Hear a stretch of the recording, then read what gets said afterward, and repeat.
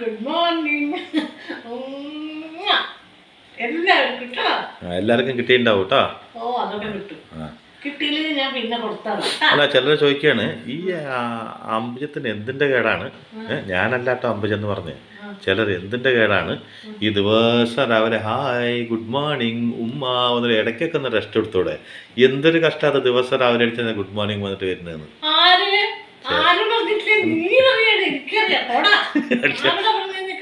ആരോ അത് എന്റെ സ്വഭാവമൊക്കെ എനിക്കറിയാം. എന്തറിയോ, ഇവന് ഇവിടെ രാവിലെ ഞാൻ കുറച്ചു നേരം പിടിച്ചു നിർത്തല്ലേ, ഇവന് വേഗം ഇവിടുന്ന് ഇറങ്ങണം. അതിന് വേണ്ടിട്ട് നമ്മുടെ ഒക്കെ ഇങ്ങനെ കുറച്ചു നേരം എനിക്ക് നിൽക്കണമല്ലോ. എനിക്ക് നേരത്തെ എവിടെയെങ്കിലും പോവാൻ പറ്റുന്നില്ലല്ലോ.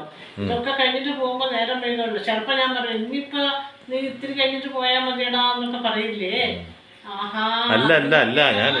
അതിന്റെ കൊറേ ആൾക്കാർ ഫോണൊക്കെ വരുന്നുണ്ട്. ഞാനേ കുറച്ച് ജോലിയുണ്ട് ഇവിടെ എന്ന് പറയും. എന്നിട്ട് ഇപ്പൊ മനസ്സിൽ പറയണ്ടാവും ഈ അമ്മ കാരണം എന്റെ എല്ലാ ഇതും പോയി. എന്താ ഒരു ചെറിയ 10 മണിയൊക്കെ ആകുമ്പോ നിനക്ക് ഇവിടെ പൊക്കൂടെ. ചെറിയൊരു ചോദ്യത്തിന് എന്തോരം മറ്റേ ഉത്തരാണ് എന്റെ ഭഗവാനെ. 10 മണിയാകുമ്പോ നീ ഇവിടെ പോവാറില്ലേ, ഇറങ്ങാറില്ലേ? അതൊന്നും ഇതായിട്ട് ബന്ധമില്ലല്ലോ.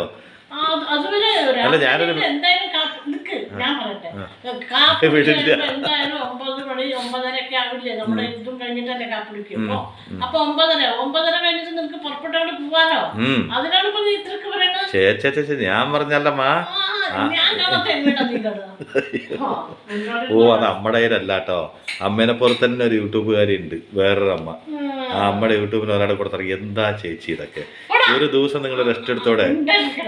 ആരും ഒന്നും കൊടുത്തിട്ടൊന്നുമില്ല. നീ ഇതൊക്കെ ഉണ്ടാക്കി പറയാന്നൊക്കെ എനിക്ക് ഞാൻ എന്താ അറിയില്ല പറയും. മുട്ടയും കൊണ്ടൊരു സെമി ഗ്രേവി ആയിട്ടൊരു കറി. അതായത് കുറച്ച് ചാറുണ്ടാവും കേട്ടോ. അതുകൊണ്ട് വെള്ളം പോലെ അതിന് തന്നെയാണ് സെമി ഗ്രേവി എന്ന് പറയാ, അല്ലെങ്കിൽ സാമ്പാർ എന്നാ പറയാ. എന്താ അറിയോ, അതിന് നമ്മള് ഒരുപാട് മസാലക്കൂട്ടൊന്നുമില്ല.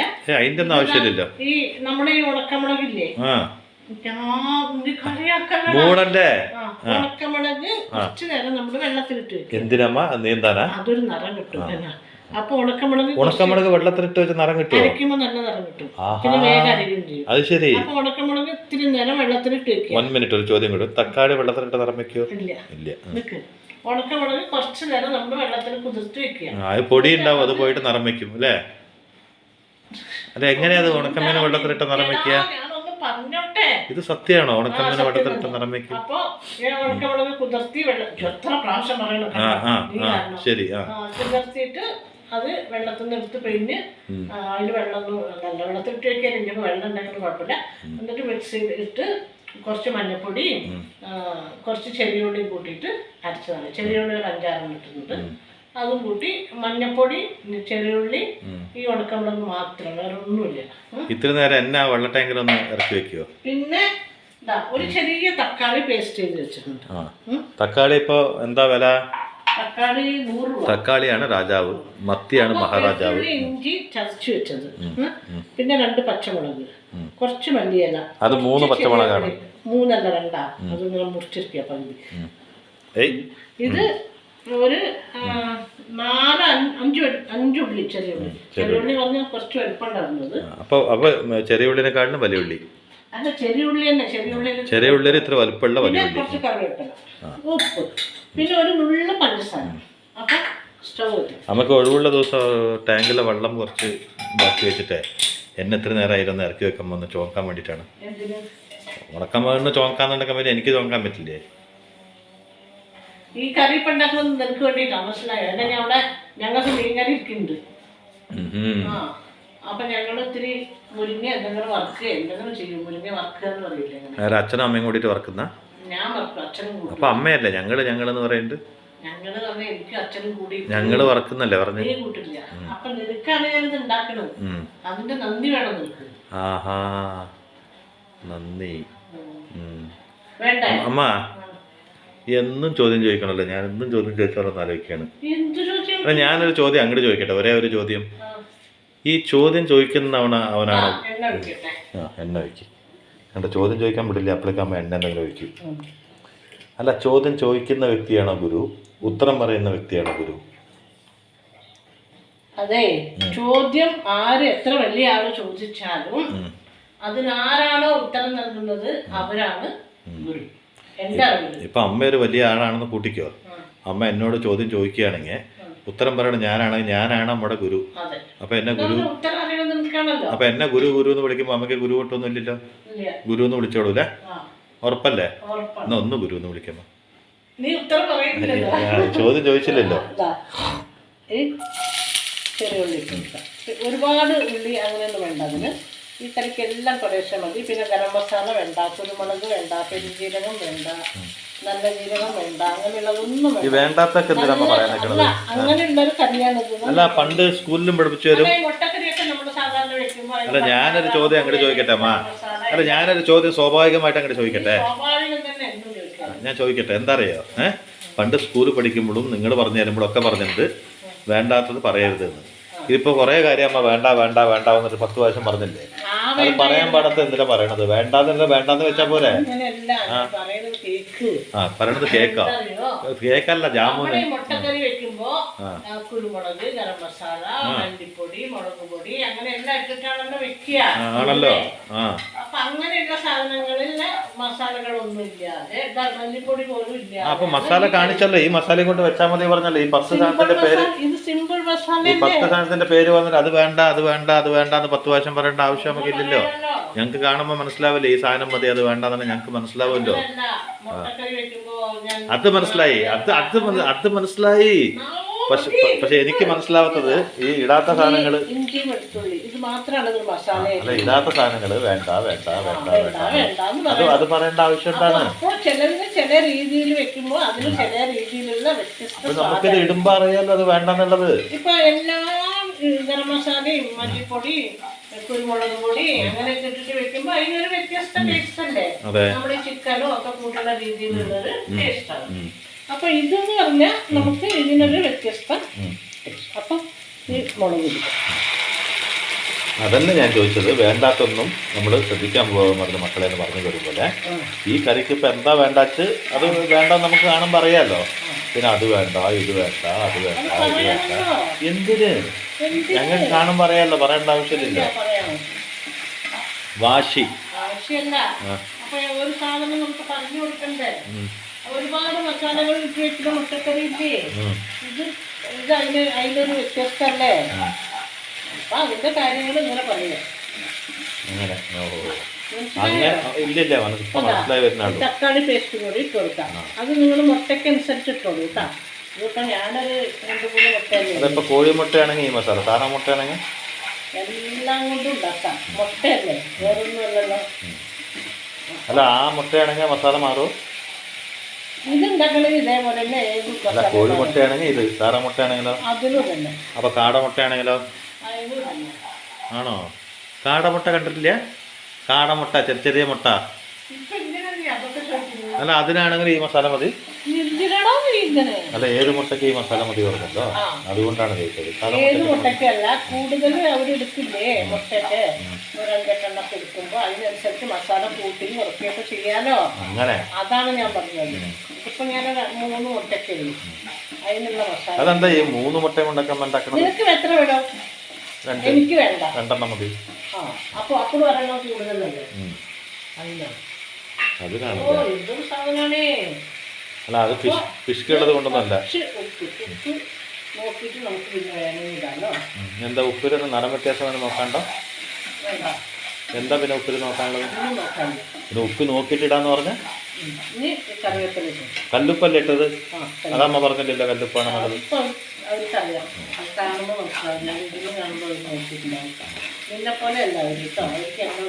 അപ്പൊ ഈ സസ്പെൻസ് സിനിമ കാണുമ്പോൾ ഇങ്ങനെ ശ്രദ്ധിച്ചുകൊണ്ടേ ഉണ്ടാവണം എന്ത് ഉപ്പാണ് ഇടുന്നത്. അല്ലെങ്കിൽ അമ്മ പറയില്ല, പറയേണ്ട കടമയുണ്ടാകുമ്പോ നമ്മുടെ ഡ്യൂട്ടിയാണ് ഇത് പറയേണ്ടത്. കല്ലുപ്പാണ് ഇട്ടത് പറയണം, അല്ലാണ്ട് കാണും പറയും. അയ്യോ അമ്മ എന്താ പറയാ, ഇത് കുറച്ച് ബാക്കി വെച്ചോ കപ്പലാക്കിയിട്ട്, എന്നിട്ട് ഈ ഷൂട്ടിംഗ് ഒക്കെ കഴിയില്ലേ അപ്പം നമ്മുടെ കണ്ണിലാക്കിയാൽ മതി. അല്ലെങ്കിൽ എന്താ അറിയോ, അമ്മ ഈ ഇതിൻ്റെ ഇടയ്ക്ക് കണ്ണിലാക്കിയ പിന്നെ അമ്മ എങ്ങനെ സംസാരിക്കും? അച്ഛൻ്റെയോ? അതും പിന്നെ ചെയ്താൽ മതി. നിന്റെ കണ്ണില്ല. എന്റെ കണ്ണിൽ എന്തിനാ തേക്കുന്നത്? എന്റെ കണ്ണുകൊണ്ട് എണ്ണയൊക്കെ ഒന്ന് തെളിഞ്ഞു വരും. എന്റെ കണ്ണുകൊണ്ട് നമുക്ക് വല്ല ഉത്തരവ് ഉണ്ടായിട്ടില്ല. ഇതിലൊഴിച്ച് എണ്ണ ഇങ്ങനെ തെളിഞ്ഞു വരുന്നവരെ, നമ്മുടെ ഈ പച്ച മണമൊന്ന് പോണവരെ നമുക്കിതിങ്ങനെ വഴറ്റി കൊടുക്കും. ഒന്ന് മുഴുവൻ നിൽക്കേണ്ടി വരുമോ തെളിഞ്ഞു വരണം? മുഴുവൻ നിൽക്കേണ്ടതാ, 5 മിനിറ്റിലതാവും. കണ്ടില്ലേ? തെളിഞ്ഞു വന്നില്ലെങ്കിൽ ഇത്ര എണ്ണ അതിന്റെ മുകളിൽ ഒഴിച്ചിട്ട് അമ്മ പറയും തെളിഞ്ഞു വന്നു പോകുന്നു. എനിക്ക് തോന്നുന്നില്ല അതൊന്നും തെളിഞ്ഞു വരുന്നത്. തെളിഞ്ഞു വന്ന് കണ്ടില്ലേ? എവിടെ? ഞാനിങ്ങനെ നോക്കിയിട്ട് എവിടെയും കാണാനില്ലല്ലോ. ഇതാണ്ടോ ഈ ഇങ്ങനെ വരുന്നില്ലേ? ഇത് തന്നെയാണ് തെളിഞ്ഞു. അരികത്ത് കൂടെ ഇങ്ങനെ വരുന്നില്ല. അതോ അത് മൊത്തത്തിൽ തെളിഞ്ഞു വരുന്നില്ലല്ലോ. അതെങ്ങനെ വരിക? അങ്ങനെ പറയും. ഞാൻ കുറെ നേരമായി നോക്കണേ എവിടെ തെളിഞ്ഞു വരുന്നത്. ആ എണ്ണ തെളിഞ്ഞു വരാണ്ടിരിക്കാൻ വേണ്ടിയിട്ടാണോ എണ്ണ വെള്ളം ഒഴിച്ചത്? ആവശ്യമുള്ള വെള്ളം ഒഴിക്കണ്ടേ? അങ്ങനെ. ഇത് അരപ്പ് വെള്ളമാണ്. എന്താ ഈ അരപ്പ് വെള്ളമൊക്കെ അമ്മ എടുത്തു വെച്ചിട്ട് എപ്പോഴും ഒഴിക്കാറുള്ളത്? അങ്ങനെ അത് പിന്നെ വേസ്റ്റ് ചെയ്യാൻ പറ്റുമോ? അതിന് മസാല ഇതല്ലേ, മുളകിൻ്റെ ബുദ്ധി ബുദ്ധി ബുദ്ധി തന്നെ. ഇത്തിരി വെള്ളം. ഇനി ഇത് നന്നായി തിളക്കട്ടെ. കുറച്ച് വെക്കണം. നന്നായി തിളക്കട്ടെ. തിളക്കിയ പറഞ്ഞാൽ നല്ലോണം അതിൻ്റെ നല്ലോണം മസാല അങ്ങോട്ട് വേവട്ടെ. വേവട്ടെ അങ്ങോട്ട് കിടന്നിട്ട് വേവട്ടെ. അല്ല പിന്നെ എന്താ അത് നമ്മളെ കളിപ്പിക്കണ്ട.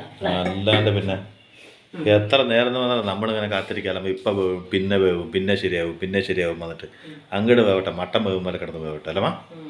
നിനക്കൊരു കഥ പറഞ്ഞു തരട്ടെ? ആണോ? ഞാനൊരു കഥ പറയട്ടെ. എൻ്റെ കഥയാണോ?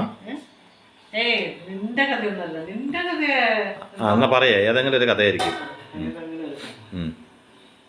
ഒരു നാട്ടില് ഒരു രാജാവ് ഉണ്ടായിരുന്നു. ഒരു ചെറിയ രാജ്യമാണ്. ഒരു നാട്ടിൽ ഒരു രാജാവിനെ ഉണ്ടാവാറുള്ളൂ. 10 രാജാക്കന്മാരുണ്ടെങ്കിൽ ഒരു നാടാവില്ല.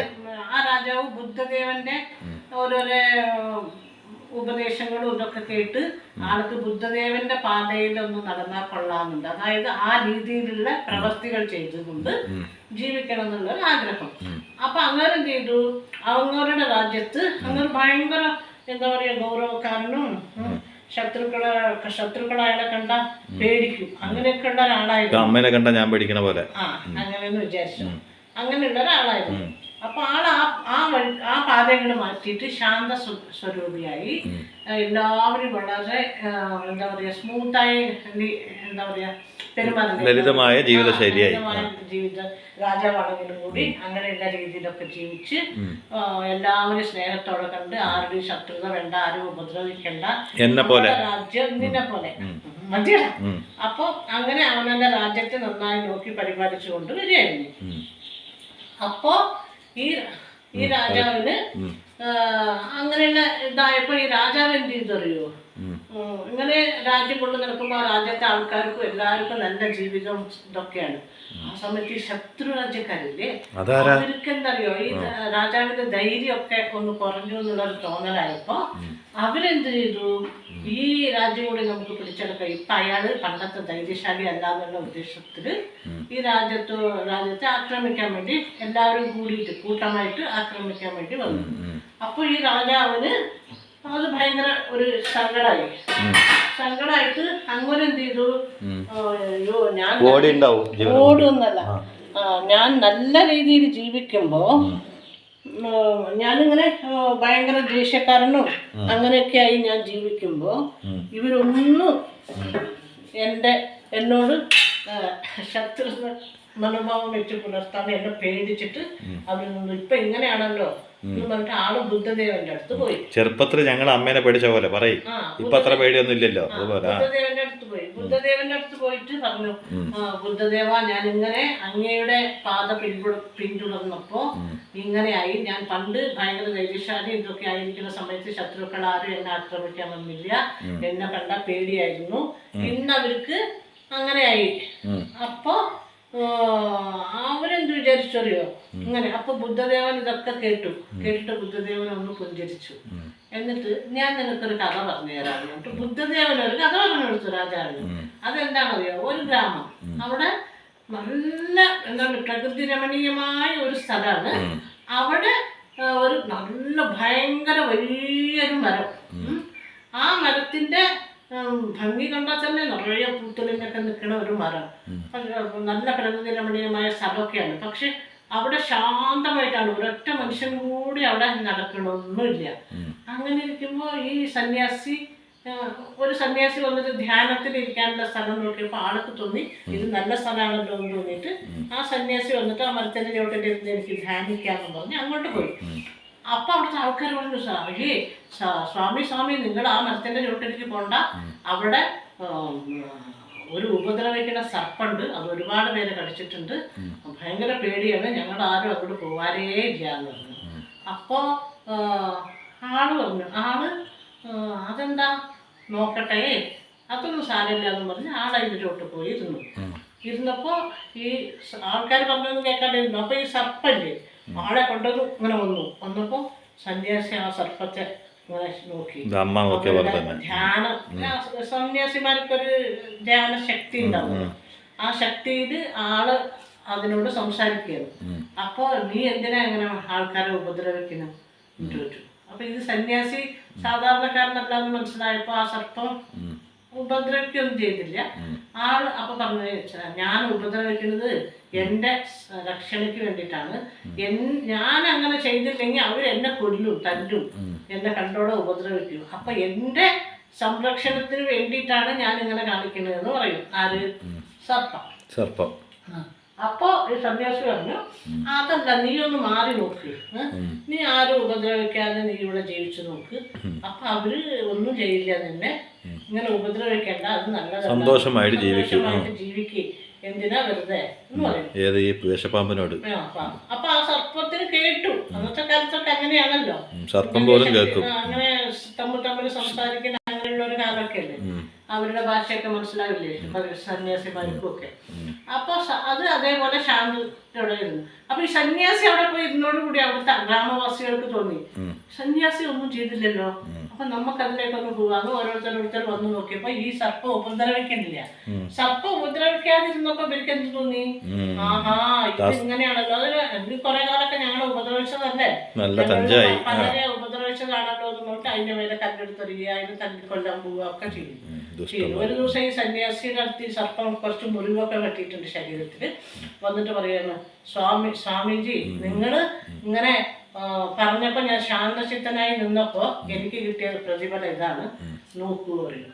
അപ്പൊ സ്വാമിജി പറയും, അല്ല നിനക്ക് ജന്മനാ ഒരു കഴിവില്ലേ സർപ്പമേ, നിന്നോട് ഞാൻ പറഞ്ഞത് എന്താ, നീ ആരെയും അങ്ങോട്ട് പോയി ഉപദ്രവിക്കരുതെന്നാ പറഞ്ഞത്, പക്ഷെ നീ ഇങ്ങോട്ട് അവര് വരുമ്പോ നിനക്കൊരു പ്രതിരോധിക്കാനല്ലോ, പട ഉയർത്തി നിൽക്കാവുന്ന ഇങ്ങനെ പേടിപ്പിക്കാൻ, അത് പാമ്പ് ഇങ്ങനെ നിന്ന് കഴിഞ്ഞാൽ തന്നെ പേടിക്കില്ലേ, അങ്ങനെയുള്ള ശക്തിയൊക്കെ നിനക്കില്ലേ, അപ്പൊ നീ എന്തുകൊണ്ട് അത് ചെയ്തില്ല, നിന്നോട് ഞാനേ ആരെയും നീയായിട്ട് ഉപദ്രവിക്കരുതെന്ന് പറഞ്ഞു, നിന്നെ ഇങ്ങോട്ട് ഉപദ്രവിക്കുമ്പോ അങ്ങോട്ട് പ്രതികരിക്കരുതെന്ന് ഞാൻ പറഞ്ഞിട്ടില്ല എന്ന് പറഞ്ഞു. ആ കഥ പറഞ്ഞിട്ട് അത് ആ സന്യാസിയുടെ കഥ ബുദ്ധദേവൻ ഈ രാജാവിനോട് പറഞ്ഞു. എന്നിട്ട് പറഞ്ഞു, ഈ കഥയുടെ സാരാംശം നിനക്ക് മനസ്സിലായോ എന്ന് ചോദിച്ചു. അപ്പോൾ അതെ, മനസ്സിലായി പറഞ്ഞു. അതന്നെയാണ്, നീ ഒരു രാജാവാണ്, നിനക്ക് ഈ രാജ്യത്തെ സംരക്ഷിക്കാനുള്ള ചുമതലയുണ്ട്. അപ്പോൾ ശത്രുക്കളിൽ നിന്നും മറ്റുള്ളവരിൽ നിന്നൊക്കെ പ്രജകളെ നിനക്ക് സംരക്ഷിക്കണം. അപ്പൊ നീ ഒരു ധൈര്യശാലിയായിരിക്കണം, ഗൗരവക്കാരനായിരിക്കണം, നീ നല്ല തികഞ്ഞ രാജാവ് എന്ന് പറഞ്ഞാൽ എങ്ങനെയാണ് അതുപോലെ ആയിരിക്കണം. പക്ഷെ നിന്റെ മനസ്സില്ലേ അത് നിർമ്മലമായിരിക്കണം, സ്നേഹസമ്പന്നമായിരിക്കണം, നിന്റെ ഹൃദയത്തിൽ ഒരു കളങ്കവും ഉണ്ടാവാൻ പാടില്ല, നീ സ്നേഹമയായിരിക്കണം. പക്ഷെ പുറമേക്ക് നീ ഒരു കർക്കശക്കാരനായി ഗൗരവക്കാരനായി കാണപ്പെട്ടാലേ ഒരു രാജാവിന് വിലയുള്ളൂ. അതുകൊണ്ട് നീ നല്ലവനായി എൻ്റെ ഉപദേശത്തോടെ പിന്തുടരുമ്പോൾ നിന്റെ പ്രജകളെ സംരക്ഷിക്കാനുള്ള ചുമതല കൂടെ നിൽക്കുന്നുണ്ടല്ലോ, അതുകൊണ്ട് നീ ആ പാത പിന്തുടര്. അത് നിന്റെ മനസ്സാണ് നന്നാവേണ്ടത്, അല്ലാണ്ട് നിന്റെ പ്രവൃത്തികളൊക്കെ പാവം മൊത്തത്തിൽ നീ ഒരു പാവാന്ന് പറഞ്ഞാൽ വീണ് കിടക്കണ മരത്തിനെ പോലെ നിന്നെ ചവിട്ടി ആൾക്കാർ പോയിക്കൊണ്ടുണ്ടാവും. പുറമേക്ക് കർഷകക്കാരനായിട്ടും ഭയങ്കര ഗൗരവക്കാരനായിട്ടും ഉള്ളു മൃദുലമായിട്ടും ഇരുന്നാൽ അതാണ് രാജാവിന്റെ ശരിയായ ലക്ഷണം. രാജാവിന്റെ മാത്രമല്ല, ഏതൊരു മനുഷ്യനും അങ്ങനെയാണ്. അതെ, ഒരു കുടുംബമാണെങ്കിൽ അവിടെ ഒരു ഗൃഹനാഥൻ ഉണ്ടെങ്കിൽ അവിടെ ഭാര്യയ്ക്കും മക്കൾക്കും ഉള്ള ആശ്വാസം എന്താന്ന് പറഞ്ഞാൽ, ഞങ്ങൾക്ക് മീതെ വരുന്ന എന്തും സംരക്ഷിക്കാൻ ഞങ്ങൾക്ക് വീട്ടിലൊരു ഗൃഹനാഥൻ ഉണ്ട് എന്നുള്ള ഒരു വിശ്വാസമാണ് ഓരോ പുരുഷന്റെയും സ്വഭാവത്തിൽ വരേണ്ടത്. അതിനുവേണ്ടി ആള് ക്രൂരനാവണമെന്നില്ല, അല്ലേ? അതിനുവേണ്ടി ആളൊരു ക്രൂരനായ വ്യക്തിയാവണമെന്നില്ല. ഒരു ഗൃഹനാഥൻ എങ്ങനെ ഉണ്ടാവണം? ഭാര്യയ്ക്കോ മക്കൾക്കോ എന്തെങ്കിലും ആപത്ത് വരുന്നുണ്ടെങ്കിൽ അവിടെ മുന്നിൽ നിന്ന് ആപത്തുകളെ തരണം ചെയ്ത് അവരെ സംരക്ഷിക്കാനുള്ള കഴിവുണ്ടാവണം. അതേപോലെ ഒരു സ്ത്രീയാണെങ്കിൽ തൻ്റെ മാനത്തിന് ഭംഗം വരുന്ന എന്തെങ്കിലും ഒരു സംഭവം കൂടെ സമൂഹത്തിൽ നിന്ന് നേരിടുകയാണെങ്കിൽ ആ നിമിഷം പ്രതിരോധിക്കാനുള്ള കഴിവ് ആ സ്ത്രീനും ഉണ്ടാവണം. എന്ന് വെച്ചാൽ ഈ കഥയുടെ സാരാംശം എന്താണെന്ന് വെച്ചാൽ പ്രതിരോധ ശക്തിയില്ലാത്ത ഒന്നും ജീവിച്ചിരുന്നിട്ട് ഒരു കാര്യമില്ല. കാരണം ശവത്തിന് തുല്യമാണ്. പ്രതികരണശേഷിയില്ലാത്ത മൃഗങ്ങളാവട്ടെ മനുഷ്യന്മാരാവട്ടെ ഒരു ജീവജാലങ്ങളും ഭൂമിയിൽ ഉണ്ടായിട്ട് ഒരു കാര്യമില്ല. അതുകൊണ്ട് മറ്റുള്ളവരെ ദ്രോഹിക്കണം എന്നല്ല, ദ്രോഹങ്ങൾ ഏറ്റുവാങ്ങുന്നതും സത്യം പറഞ്ഞ പ്രതിരോധശേഷി ഇല്ലായ്മയുടെ ഏറ്റവും വലിയൊരു എന്താ പറയുക ഒന്നിനും കൊള്ളാത്തൊരു ഗുണമാണ്. കാരണം ഒരാൾ ഒരു വട്ടം അല്ല ഒരു വട്ടം ഒരാളുടെ മുമ്പത്ത് തോറ്റു കൊടുത്താൽ 10 വട്ടം നമ്മുടെ ഒരു ചവിട്ടി താഴ്ത്തും. അപ്പോൾ ഒരു വട്ടം തന്നെ അത് വേണ്ട അവിടെ നിർത്തിക്കുമെന്ന് പറഞ്ഞു കഴിഞ്ഞാൽ ഒരാളും നിങ്ങളെ ചവിട്ടി താത്താൻ പറ്റില്ല. അതുപോലെ ഒരുപാട് നന്മയുള്ളതാണെന്ന് പറഞ്ഞാൽ ഈ ലോകം മുഴുവനും വീട് കിടക്കുന്ന മരത്തിൻ്റെ മുകളിൽ എന്തൊക്കെയാണ് ചെയ്യാൻ നിങ്ങൾക്ക് അറിയില്ല. അതുപോലെ കയറി ചവിട്ടി നിങ്ങളെ പോയിക്കൊണ്ടേ ഉണ്ടാവും. അതല്ല ഇങ്ങോരോട് സംസാരിക്കുമ്പോഴും പെരുമാറുമ്പോഴും സൂക്ഷിക്കണം എന്നുള്ള ഭാവം നിങ്ങളുടെ പെരുമാറ്റത്തിലുണ്ടായ ആ ഗൗരവം നിങ്ങളുണ്ടായാൽ മാത്രമാണ് ലോകം നിങ്ങളെ ബഹുമാനിക്കുള്ളൂ. പറഞ്ഞ പോലെ തന്നെ ഓരോ പുരുഷനും വീടിനെ സംരക്ഷിക്കാൻ ഭാര്യയും മക്കളെയും തൻ്റെ കുടുംബത്തെയും സംരക്ഷിക്കാൻ അവൻ ഉത്തരവാദിയായിരിക്കണം. തൻ്റെ അച്ഛനും അമ്മയെ മക്കളെ ഇവരൊക്കെ സംരക്ഷിക്കേണ്ട ഉത്തരവാദിത്വം ഉള്ളവനായിരിക്കണം ഓരോ പുരുഷനും. തൻ്റെ അഭിമാനത്തിന് ക്ഷതം പറ്റുന്ന എന്തെങ്കിലും സംഭവങ്ങൾ ഈ സമൂഹത്തിൽ നിന്ന് എവിടുന്നെങ്കിലും ഉണ്ടായിക്കഴിഞ്ഞാൽ ആ നിമിഷം തന്നെ പ്രതികരിക്കണം. അതായിരിക്കണം ഓരോ സ്ത്രീകളും. അങ്ങനെ ഉണ്ട്. അത് പുരുഷലക്ഷണം, ഇത് സ്ത്രീലക്ഷണമാണ്. ഇത് രണ്ടിനും പ്രതികരിക്കാതെ ഈ ഭൂമിയിൽ ജീവിച്ച ഈ ഭൂമിയിൽ നിങ്ങൾ ജീവിച്ചതിനും വില ഉണ്ടാവില്ല. നിങ്ങൾക്ക് ജീവനുണ്ട് എന്നുള്ള വാക്കിനും ഒരു വില ഉണ്ടാവില്ല. അപ്പൊ പ്രതികരണ ശേഷി എല്ലാവർക്കും വേണം മനുഷ്യനായ. പക്ഷെ ആവശ്യമില്ലാതെ ആരെയും നമ്മൾ ഉപദ്രവിക്കാൻ പോകരുത്. കുത്തി നോവിക്കാനോ ഉപദ്രവിക്കാനോ അവരെ ചവിട്ടി തയ്ക്കാനോ ഒന്നിനും പോകരുത്. പക്ഷേ മനസ്സ് നിർമ്മലവും ശുദ്ധവുമായിരിക്കണം. എല്ലാവരും വാത്സല്യത്തോടെയും സ്നേഹത്തോടെയും സ്നേഹം നിറഞ്ഞതായിരിക്കണം, നന്മ നിറഞ്ഞതായിരിക്കണം. പുറമേക്ക് നിങ്ങൾ ഇത്തിരി പരുക്കനൊക്കെ ആയിക്കോട്ടെ. പക്ഷെ പുറമേക്ക് കാണുമ്പോൾ ഒരു ഗൗരവക്കാരനോ ഗൗരവക്കാരിയൊക്കെ ആയിക്കോട്ടെ, അത് അങ്ങനെ ആവണം. കാരണം അവർക്ക് അങ്ങനെ തോന്നും. പക്ഷെ ഉള്ളിൽ ഇപ്പൊ നമ്മുടെ ചക്ക ഉദാഹരണം, പുറമെ നിറയെ മുള്ളും ഒക്കെ ആയിട്ടല്ലേ അതിനെ കാണപ്പെടുന്നത്. പക്ഷെ അതിൻ്റെ ഉള്ളില് ചക്കച്ചട എങ്ങനെയാ നല്ല തേൻ വരിക്ക ചക്കയൊക്കെ കഴിച്ചിട്ടില്ലേ? എന്ത് തേനൊക്കെ ഒരിക്കലും മധുരല്ലേ? അതുപോലെ തന്നെ. പക്ഷെ എനിക്ക് ഒരു ചോദ്യം ചോദിക്കാനുണ്ട്. ഞാൻ എപ്പോഴെങ്കിലും ഇടയ്ക്കൊന്ന് പ്രതിരോധിച്ച അമ്മ എന്നെ വിടാറേയില്ല. അതെന്താ സംഭവം? അങ്ങനെയല്ല, അങ്ങനത്തെ അല്ല എന്റെ പ്രതിരോധം നല്ല പ്രതിരോധമാണല്ലോ. നല്ല രീതിയിൽ പ്രതികരിക്കുമ്പോൾ അമ്മ ചീത്ത പറയല്ലോ. നല്ല രീതിയിൽ എന്നൊരു ഭാഷ ഞാൻ പ്രതികരിച്ചപ്പോൾ അമ്മ ചീത്ത പറഞ്ഞല്ലോ. അത് അങ്ങനെയല്ല, നീ വെറുതെ വേണ്ടാത്ത ചോദ്യം ചോദിക്കണ്ട. ഈ പച്ചമുളകും ഈ മല്ലിയിലും കൂടി ഇങ്ങനെ ഇട്ട് കൊടുക്കാം. എന്നിട്ട് ഇത്രയേ ഉള്ളൂ. ഇതിങ്ങനെ ഇതിൻ്റെ ചെറിയ ഒരു ഗ്രേവി ഇല്ലേ, അത് കൂട്ടിയിട്ട് നമുക്ക് ചോറുന്ന. അപ്പം പഞ്ചസാര, ഒരു നുള്ളു പഞ്ചസാര ഇങ്ങനെ ഇട്ട് കൊടുക്കാം. എന്നിട്ട് പറയാം. അപ്പോൾ ഈ ഗ്രേവി ഇല്ലേ, ഇത് കൂട്ടി ചോറുന്ന നല്ല ടേസ്റ്റാണ്. ഇനിയിപ്പോൾ നിങ്ങൾക്ക് ചപ്പാത്തിയോ അപ്പോ ദോശയോ പുട്ടോ എന്തിൻ്റെ കൂടെ വേണമെങ്കിലും ഇതിങ്ങനെ കഴിക്കാനും നല്ലതാണ്. ഇത്രേ ഗ്രേവി പാടുള്ളൂ. അപ്പോൾ ഇതിൽ ഒരുപാട് മസാല ഒന്നും ഇല്ലെങ്കിലും കൂടി ഇത് കഴിക്കാൻ നല്ല ടേസ്റ്റാണ് കേട്ടോ. അപ്പോൾ എനിക്കിത് ഒരുപാട് ഇഷ്ടമാണ്. ഞാനിപ്പോൾ ഇന്നത് കൂട്ടില്ല, എന്നാലും എനിക്ക് ചപ്പാത്തിയുടെ കൂടെ ഇഷ്ടമാണ്, ഒരുപാട് ഇഷ്ടമാണ്. ചപ്പാത്തിക്ക് നമ്മുടെ ഇടയ്ക്ക് ഉണ്ടാക്കാറുണ്ട്. അപ്പോൾ മനസ്സ് നിറച്ച് എല്ലാവരിലും സ്നേഹമുണ്ടാവട്ടെ, വാത്സല്യമുണ്ടാവട്ടെ, കാരുണ്യമുണ്ടാവട്ടെ. ഇതൊക്കെ മനുഷ്യൻ്റെ ഒരു ലക്ഷണമാണ്. പക്ഷെ ഒരിക്കലും നമ്മളൊരു സാധുവാണ് പൂർണ്ണമായെന്ന് ഒരാളുടെ മുമ്പത്ത് കാണിക്കാണ്ടിരിക്കുക. ഈ സമൂഹം അതിന് സാക്ഷിയാണ്. ഒരു സാധുവായ ഒരു വ്യക്തി എവിടെ വന്നാലും അയാൾക്ക് ആദ്യം ആരും വില കൊടുക്കില്ല. അത് എത്ര ഗാംഭീര്യം നിറഞ്ഞൊരു വ്യക്തി വരോ വേഗം അയാൾക്ക് വില കൊടുക്കുക. അതിൻ്റെ ഉത്തരവാദിത്വം വേറെ ഒന്നുമല്ല. ജനങ്ങൾക്കറിയാം ഈ സാധുവിനോട് നമ്മളിപ്പോൾ മിണ്ടിയില്ലെങ്കിലും കുഴപ്പമില്ല, വന്നിട്ട് ഒഴിവാക്കും. ആ ഇത്തിരി ഗൗരവക്കാരൻ്റെ അടുത്ത് പോയിട്ട് പറയും വരും കിട്ടോ ഇരിക്കും കിട്ടോ പറയും. ഇത് തന്നെ നിങ്ങൾക്ക് മനസ്സിലാക്കാം. ഗൗരവം പുറമേക്കാവാം, മനസ്സിൻ്റെ ഉള്ളിൽ ആരോടും അഹങ്കാരവും വലിയ ഗൗരവമൊന്നും ഇല്ലാതെ ചെറിയ കുഞ്ഞിനെ പോലെയാവാം. പുറമേക്ക് അത്യാവശ്യം ഇത്തിരി ഗൗരവമൊക്കെ ആയിട്ട് നടന്ന ഗൗരവം എന്ന് പറഞ്ഞപ്പോ അതിനപ്പം പ്രതികരിക്കണം, അതോടെ വിട്ടുകളയണം. ആ പ്രതികരണം അവിടെ വിടണം. അതായത് അതോടെ തീർന്നു, അവിടെ വിട്ടുകളയുക. പിന്നീട് അത് ഒന്നും കാണിക്കരുത്. അതുപോലെ പ്രതികരിക്കണം. സ്ത്രീ ആയാലും പുരുഷനായാലും പ്രതികരണ ശേഷി ഇല്ലാത്തവരും വെറുതെ എന്താ പറയുക, അവരെ കൊണ്ട് ഒരു കാര്യമില്ല. ചിലർ എന്തൊക്കെ ആരൊക്കെ പറഞ്ഞാലും അത് കേട്ടിട്ട് മിണ്ടാണ്ട് അവർ ജീവിതകാലം മുഴുവനും കേൾക്കേണ്ടി വരും. അത്രയും. അപ്പൊ ഇതാണ് ഇന്നത്തെ. അപ്പോ കാണിക്ക് ശരിക്കും കണ്ടില്ല. Very good, very good, nice. അപ്പോൾ ഇത് എനിക്ക് മാത്രമാണല്ലേ? ഇവിടെ കറണ്ട് പോയി നിന്നുകൊണ്ടിരിക്കുകയാണ്, അത് മനസ്സിലാവുന്നുണ്ട്. അപ്പോൾ പിന്നെ ഭയങ്കര ഇരുട്ടാണ്, ഭയങ്കര മഴക്കാറാണ്. മഴക്കാരാണ്. മഴക്കാറല്ല, മഴ പെയ്തും കൊണ്ടുകൊണ്ട് ഇടയ്ക്ക് നിൽക്കുന്നുണ്ട്. അങ്ങനെയൊക്കെയാണ്. അതിനിടയ്ക്ക് ഇരുട്ട് എന്ന് പറഞ്ഞാൽ രാത്രി പോലത്തെ ഇരുട്ടാണ് ഇവിടെ നിൽക്കുന്നത്. അതിൻ്റെ ഇടയ്ക്ക് ഇൻവേർട്ടർ കൂടി ചാർജ് ചെയ്ത് നിൽക്കുന്നില്ല. അങ്ങനെയാണ് ഇടയ്ക്കിടയ്ക്ക് ഇങ്ങനെ കറണ്ടൊക്കെ പോയിക്കൊണ്ടിരിക്കുന്നത്. അപ്പോൾ ബായ് എല്ലാവർക്കും കേട്ടോ. ബായ്.